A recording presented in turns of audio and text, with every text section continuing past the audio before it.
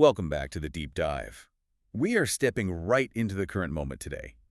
It is Monday, January 19th, 2026. It is. And if you happen to be looking out the window right now, maybe you're catching those uh, golden hues of a January sunset, or maybe it's just that biting gray winter sky that seems to hang over everything. Right. But regardless of the weather where you are, the atmosphere just feels heavy. It feels poignant. It certainly does. It has been a heavy week, really, for anyone who has ever worked in an office, I think. Definitely. We are just 5 days past the death of Scott Adams, The creator of Dilbert. the creator of Dilbert, the internet dad to some, a deeply controversial figure to others, but undeniably a satirical giant. Yeah. He shaped how 2 or 3 generations viewed the absolute absurdity of the corporate workplace. He passed away on January 13th, just last week.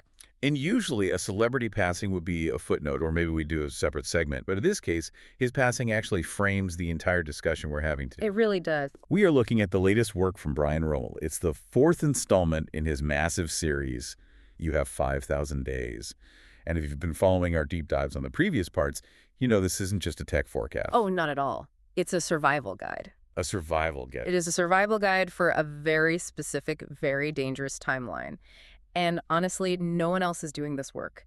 Brian Rommel is uniquely positioning himself here, not just as a futurist, but as a guide through the psychological wilderness we're all kind of entering. He's laid out this concept of the 5,000 days countdown. Right. And the premise is that we are roughly 13.7 years, as of right now, in 2026, away from what he calls the age of abundance. Which sounds fantastic on paper. It does. The age of abundance. Who wouldn't want that? It sounds like the finish line we've all been waiting for. Well, the destination is appealing, sure. It's a time when artificial general intelligence, AGI, and advanced robotics essentially sever that ancient link between labor and survival. So you don't have to work to eat. Theoretically, in that future, you no longer have to toil to eat or have shelter. The machines provide the base layer existence. But the journey to get there, that is where the danger lies. That is where the dragons are. That's the catch. We aren't there yet. We are in the messy middle. And that is what this specific deep dive is about. This is part 4, reframing the dawn of abundance. Yes. We are zooming in on the period we are living in right now, starting here in 2026 and stretching to roughly 2040. A period Rommel calls the Abundance Interregnum. That word interregnum feels so important. It is the key to understanding everything we're about to discuss. Historically, it refers to the gap between 2 reigns, like when a king dies and the new king hasn't been crowned yet. So it's a power vacuum. It's a period of discontinuity, a power vacuum. Laws get suspended, certainty vanishes. And Rommel describes this next decade and a half not as some tranquil voyage to a Star Trek future, but as a stormy interlude. We're in the storm. We are bridging the gap between the crumbling citadels of scarcity-based labor, the world we've known for centuries, and that horizon of automated opulence. And gaps are dangerous. Gaps are where you fall in. If the old system of work for money is breaking, but the new system of robots provide everything isn't ready, what happens to us in the middle? Precisely. In this interregnum, market spasms, psyches unravel, and civilizations hover between collapse and ascension. We are seeing the old structures creak and groan, but the new ones aren't fully load-bearing yet. And the mission of this deep dive, and really Rommel's mission in this article, is to equip you, the learner, with psychological tools. Exactly, because this isn't just about the technology taking your job. It's about the hero's journey. I love that he anchors this in Joseph Campbell. It gives it such a grand narrative scope. Rather than just being a depressing economic report, it frames the struggle as something noble. It does. And he teases this concept of the elixir. We're going to get to that later in the show. It's the idea of reframing as the survival mechanism, the literal technology you need to get through this chaotic transition. Before we unpack the elixir, though, we really need to look at the road so far. Yes. Because part 4 doesn't make sense unless you understand the emotional arc of parts 1 through 3. It's a cumulative story. Absolutely. Let's do a quick rewind. This whole saga started on Christmas Eve 2025. That was part 1. Part 1. The call to adventure. The wake-up call. It was the wake-up call. It was the apocalyptic arithmetic. It was the stark realization that conventional employment is ending due to exponential technology. We're talking about things like Tesla's Optimus robot, which we're seeing proliferate right now in 2026. Right, and Grok's superintelligence hitting its stride by the mid-2030s. It's no longer sci-fi. It's the disruption of the ordinary world. In Campbell's terms, the hero is shaken out of their comfortable, if maybe a little boring, life. You can't just keep your head down and pretend it's 2019 anymore. The world has fundamentally changed. It has. And Rommel made this fascinating historical comparison in that first part. He looked at Roman hydraulic artisans who were, ousted by aqueducts, or medieval copyists replaced by the printing press. So work changes. That's not new. Work changes, but his argument is that this time is different. This isn't just a shift in tasks. He calls it an emancipation from monotony. Emancipation. That sounds good. But that emancipation feels like a threat because we are, in a weird way, addicted to the monotony. We derive our value from it. It feels like a threat because we define ourselves by that monotony. I am what I do. Precisely, which leads us directly into part 2, which dropped on New Year's Eve. That was the supreme ordeal, or what he called the grief phase. This was a heavy one. It really was. He used Elizabeth Kubler-Ross's stages of grief to explain what happens when you realize your profession is dying. It's not just an economic shift, it's a bereavement. You're mourning a part of your identity. A huge part. You go from denial, AI won't take my job, I'm special, to anger, then bargaining, depression, and finally, hopefully, acceptance. I think a lot of people are still stuck in that bargaining phase.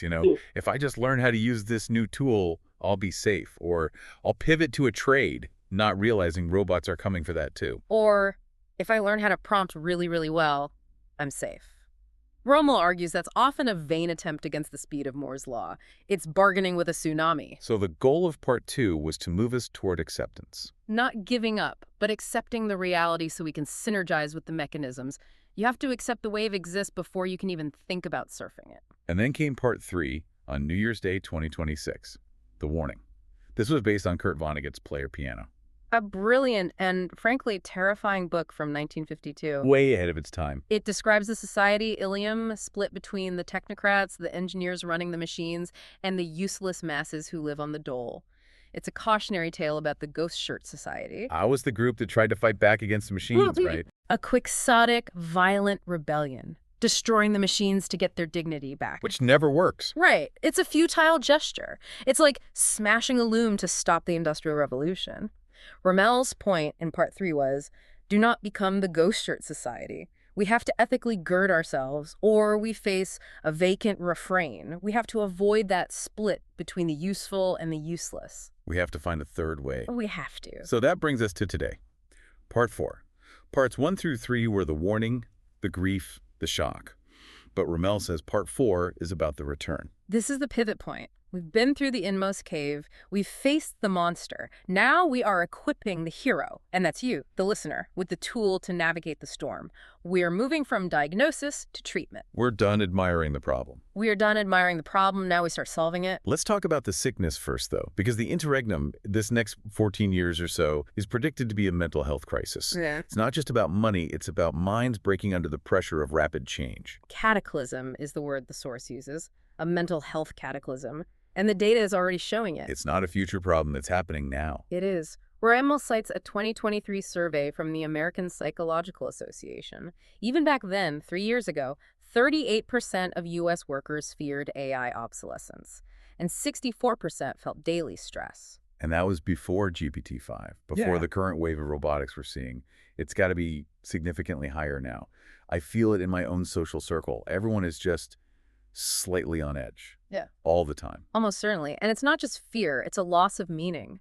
There's a study from Colorado State University that found that roboticized environments diminish a worker's sense of autonomy and meaningfulness. It fosters isolation. It does. And a 2025 Nature study found that AI adoption directly fosters burnout. It's this constant background radiation of fear of resource loss. You are constantly looking over your shoulder. It's the fear of worthlessness. It is. The source mentions IT professionals in India specifically facing identity erosion as their coding jobs just dissolve into the algorithmic ether. That phrase really stuck with me. Algorithmic ether. It's chilling. Think about it. When your output The thing you spent years mastering, the thing that paid for your house and your kids' education, can be done by a script in seconds. You face an existential void. It's not just, I need a new job. No, was my life's work meaningless? Exactly. This is the inmost cave of the hero's journey. You are facing the loss of your purpose. And the source says the mastery of your mental narrative determines who survives this and who gets subsumed. And this is where we meet our guide for this section, the master of reframing. Scott Adams. Yes. And again, we have to acknowledge the context here. Yeah. Scott Adams passed away just a few days ago on January 13, 2026, at the age of 68 from prostate cancer. It is a significant moment. It is. It's sad to lose a voice like that. I think most people know him as the Dilbert guy, but his story is pretty wild. He grew up in Windham, New York, a very modest upbringing. He worked at Crocker National Bank. Where he apparently survived armed robberies. Right. Held up at gunpoint. It really shapes your view of risk when you've stared down a barrel. And then he moved to Pacific Bell, Which is where the soul-crushing bureaucracy inspired Dilbert. And it became this cultural icon because it exposed the absurdity of the workplace so perfectly. It did. And Rommel shares a really touching personal anecdote here. He says Dilbert actually saved him. Saved him how? It's a powerful story. Rommel mentions that Dilbert stopped him from taking a major corporate job that would have completely altered his life path. He says he would have just drifted from one corporate job to another if not for that comic strip acting as a mirror. So it showed him the trap before he stepped into it. Exactly. It's amazing how a few panels in a newspaper can change a life trajectory. It really is. And Rommel expresses deep gratitude for Adams, who was also a supporter of Rommel's work on the Reed Multiplex Forum. Which is important context. But we also have to address the elephant in the room. Later in his life, Adams was, well, he was controversial. To put it mildly, he made some statements that got him canceled, lost his syndication. It polarized a lot of his audience. Right, and we aren't here to litigate those tweets or those videos. That's not what this is about. No, and Rommel addresses this head on. He acknowledges the outrageous statements and the political controversies. But the instruction here is vital, and it's something we take seriously. Do your own research. We're here to engage in impartial reporting on the ideas. Yes. The source material emphasizes that despite the noise, Adams remained a beacon of self-help and growth. So we need to separate the art, or rather the methodology, from the artist. We're interested in the technology he built, the mental technology. Right. Because if you strip away the Twitter fights, the man was a systems thinker. He approached the human brain like it was software. Exactly. We are looking at his final major work, Reframe Your Brain, which came out in 2023. This is the elixir we're talking about. This is the tool Rommel says we need for the interregnum. So let's unpack reframing. Because when I first hear that, my cynical side worries it's just toxic positivity. Is it just lying to yourself and saying everything is fine while the house burns down? That this is fine meme with the dog? Right. No, and that's a crucial distinction. It is not lying. Adams calls it a functional illusion, and it's based on real neuroscience, specifically the reticular activating system, or RAS. The RAS. Okay, that's the filter in your brain, right? It's the filter. Think of your brain like a search engine that is constantly crawling the world. Your brain is bombarded with millions of bits of data every second: temperature, light, noise, smells. The RAS is the algorithm that decides what gets through to your conscious awareness. It filters out the noise. It filters out the noise. But here's the trick. You program the filter. And how do we do that? By what you focus on. By what you tell it is important. If you tell your RAS, your search engine, the world is scary and I'm going to lose my job, your RAS will dutifully point out every scary news headline, every frown from your boss, and every sign of impending layoffs. So it ignores the opportunities. It ignores them because it is trying to validate your fear. It wants to prove you right. It's a confirmation bias machine. So you're unknowingly programming your own filter to look for threats. You're dooming yourself. Exactly. Reframing is consciously reprogramming that filter. It also leverages Hebbian learning, the idea that neurons that fire together wire together. So you're creating new neural pathways. You are. The goal is to bypass the amygdala, the fear center, and alter your emotional response to reality. You aren't changing the fact that the house is burning. You are changing your reaction so you can find the exit instead of panicking. You are hacking your own operating system to function better under stress. And Adams used this on himself, right? It wasn't just theory for him. He was his own lab rat. He had a condition called spasmodic dysphonia. He literally lost his voice. He couldn't speak properly for years. I can't even imagine. And the doctors, the experts, said it was a medical dead end. Permanent disability. Learn to live with it. Most people would spiral into a deep depression there. Your voice is your life. Many would. But Adams reframed it. Instead of a permanent disability, which is a verdict, he viewed it as a puzzle to solve. That seems like such a small shift in words, but it changes everything. If it's a disability, you mourn. If it's a puzzle, you experiment. And that's it. That shift in perspective kept him looking for answers. He didn't accept the verdict. He kept experimenting until he found a surgery that cured him. That is the essence of reframing. It unlocks agency. Which is exactly what you need in the interregnum. Agency. It's the only thing that matters. And Romelis has taken this toolkit, this reframing arsenal, and adapted it specifically for the 5,000 days scenario. The goal is to convert planetary pandemonium into individual ascendancy. Okay, let's get into the arsenal. I want to go through these specific reframes because this is the practical stuff our listeners can use, like tomorrow. Romelli breaks them down into categories. Let's start with mental health reframes, what he calls the inner architecture. This is the foundation. The biggest enemy in the interregnum is uncertainty. The old frame is, the future is terrifying because it's unknown. I feel that one. I think everyone does. You look at the news and you just don't know what the world looks like in 6 months, let alone 6 years. It's a primal fear. So what's the new frame? The new frame is, the interregnum is an opportunity ocean. I am the explorer. I am the explorer. Think about the shift in agency there. A victim fears the unknown. An explorer seeks it out. The map is blank, which is terrifying to a tourist, but it is thrilling to an explorer. So if you lose your job... Instead of a gap in your resume, it's a sailing sabbatical to learn new skills. It literally changes the dopamine response in your brain from fear to curiosity. That is a massive shift. What about anxiety? That's the big one. That pit in your stomach when you read about a new AI model that does what you do, but faster and cheaper. The old frame is, panic signals weakness. That's the one we usually use. We beat ourselves up for being anxious. I shouldn't feel this way. Right. The new frame is, anxiety is my built-in radar detecting growth edges. Oh, that is good. So when I feel that pit in my stomach, it's not that I'm failing. It's that my internal system is telling me I'm at the edge of my map. I'm detecting something new I need to learn. It turns the sensation from a stop sign into a blinking alert light on a dashboard. It's data. It's telling you where you need to pay attention, not where you need to run away. It transforms the physical sensation of anxiety into a signal to engage. And depression. That feels harder to reframe. When you're in it, it feels absolute. It feels like the truth. It is harder, but the reframe is profound. The old frame is endless despair. The new frame is system reboots clearing obsolete code. Clearing obsolete code. It aligns with that Kubler-Ross acceptance phase.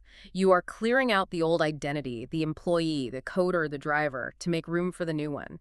It frames the pain as part of a cleaning process, not a permanent state. Like a computer restarting to install a major update. Exactly. It looks like it's off, but it's actually building something better. Let's move to physical health.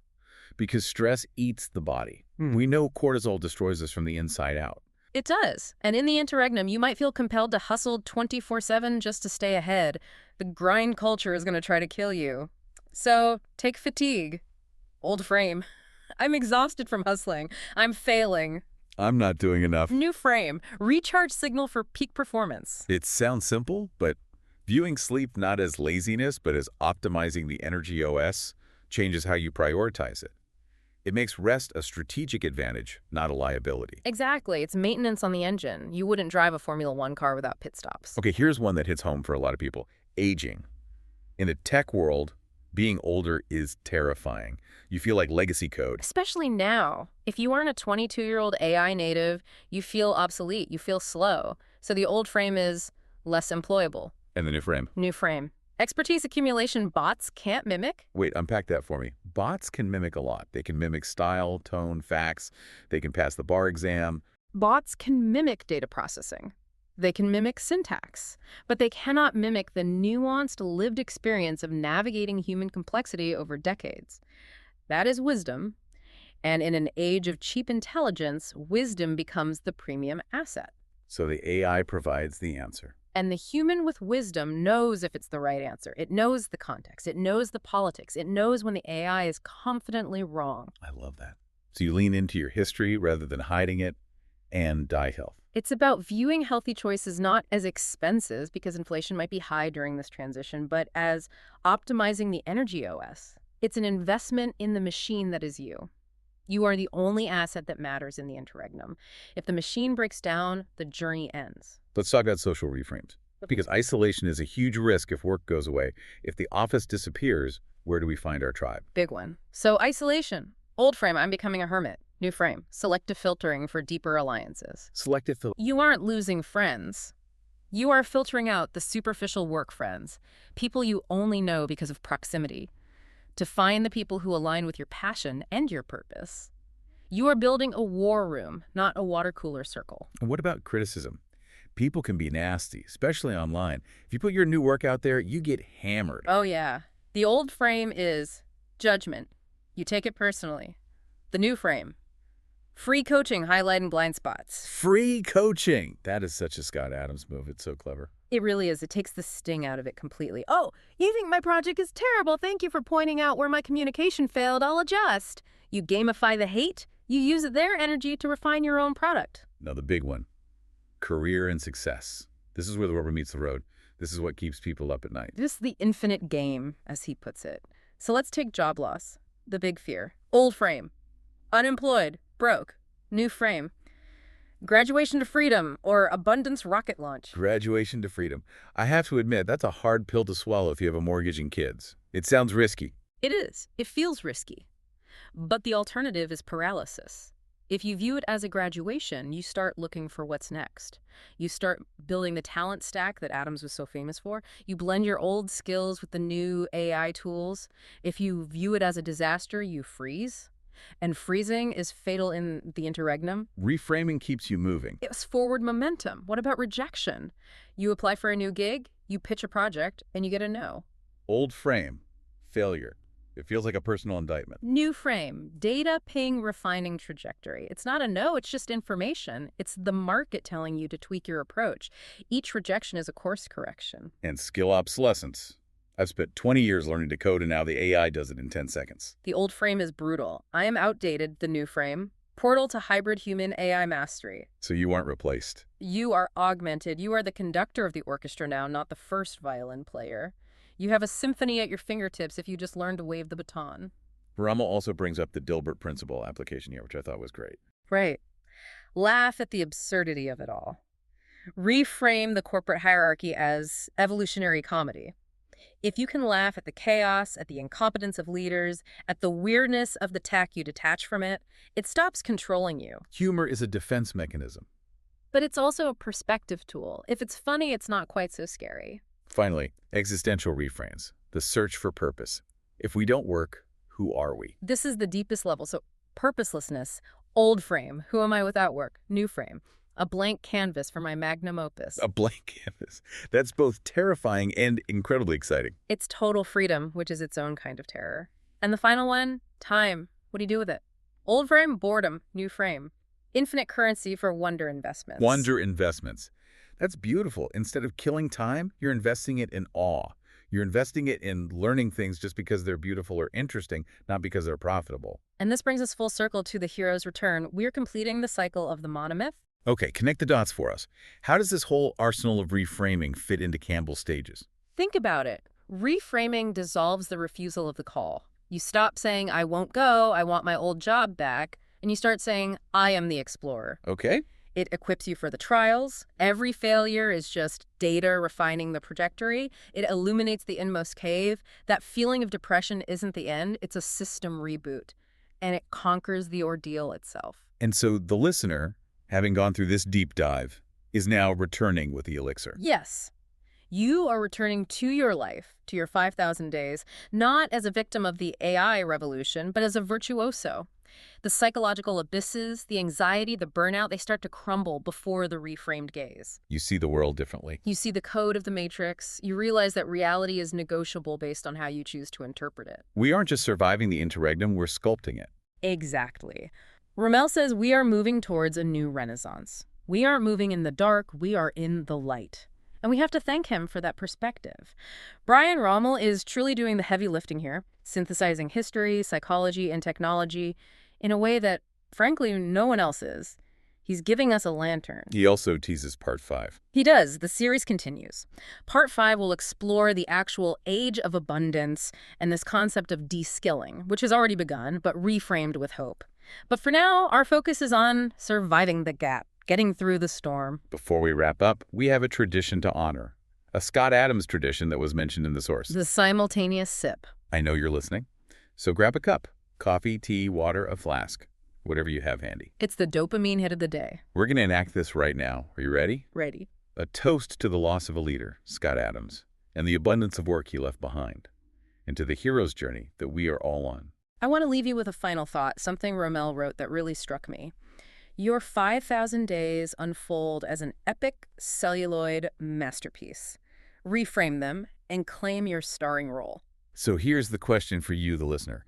If you are the director of this movie and the genre just changed from workplace drama to high-stakes adventure, what is your opening line for tomorrow morning? Think about that seriously. Don't just let it wash over you. And we need to give a huge thank you to Brian Rommel for this incredible 5,000 Days series. Nobody is addressing these issues with this level of depth and humanity. And if you want to go deeper, check out the Read Multiplex member forum. It's described as a mastermind for these kinds of insights. And remember, this is independent research. It's not supported by the big AI companies. It's supported by people like you. So if you can, buy Brian a coffee or subscribe. It keeps the signal strong. Stay aware And stay curious. We'll see you in the next deep dive.